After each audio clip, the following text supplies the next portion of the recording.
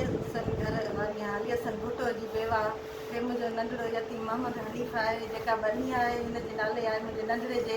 बासर शख़्स जेको एजाज़ भुट्टो आहे मुंहिंजे घर वारे जो भाणिज बि उहो तमामु धमकियूं थो ॾिए ऐं हथियार खयूं ऐं बनी ते वेठो आहे असांखे फ़सुलु बि नथो खणणु ॾिए असांखे चए थो हिते ईंदो त असां मारींदासीं असांजो जेको हारी आहे अली अकबर भुट्टो उहो वञे थो हुनखे बंदूकूं हणी लुकाए छॾियो अथई हुनखे बंदूकूं हयूं अथई सॼो ॻोठु चाहिदा असांखे मौत मार धमकियूं थो ॾिए हिन मां असांखे ख़तरो आहे मां अपील थी कयां वस वारनि खे IG खे ऐं SP खे अपील थी कयां मां बेवा आहियां मुंहिंजी मदद कई वञे मूंखे तमामु हिन ज़ोर भार कयो मूंखे तकलीफ़ूं हिन ॾिनियूं आहिनि मूंखे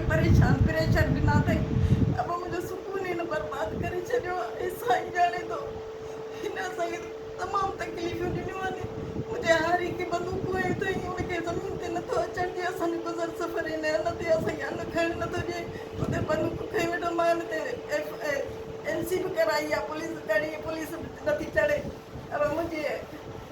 कई वञे मदद कई वञे ख़ुदा मां बेवा मुंहिंजे नंढड़ो यतीम आहे मुंहिंजो कोई कोन्हे ख़बर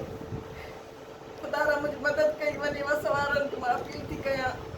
मुंहिंजी मदद कई वञे ऐं वस वारनि खे अपील थी कयां हिन साईं जे सदके में मूंसां इंसाफ़ कयो वञे हे मुंहिंजी ज़मीन जो 7 फार्म आहे 7 जी मुंहिंजी बनी आहे जंहिंजो अनु ईंदो आहे मूंखे बासर एजाज़ भुट्टो मूंखे अचणु नथो ॾिए मुंहिंजे हारी खे बंदूकूं हणी डोड़ाए थो छॾे असांजी बनी ते नथो अचणु ॾिए अबा उते बंदूकूं खई वेठा मूंसां इंसाफ़ कयो वञे ख़ुदा हिन साईं जे सदके में मूं बेवा जी मदद कई वञे मूं लंगड़ो आहे वीचारो मासूम कोई कोन्हे असांजो को मदद कयो वञे असांजो आला ऑफिसरनि खे अपील थी कयां ख़ुदा मुंहिंजी मदद कयो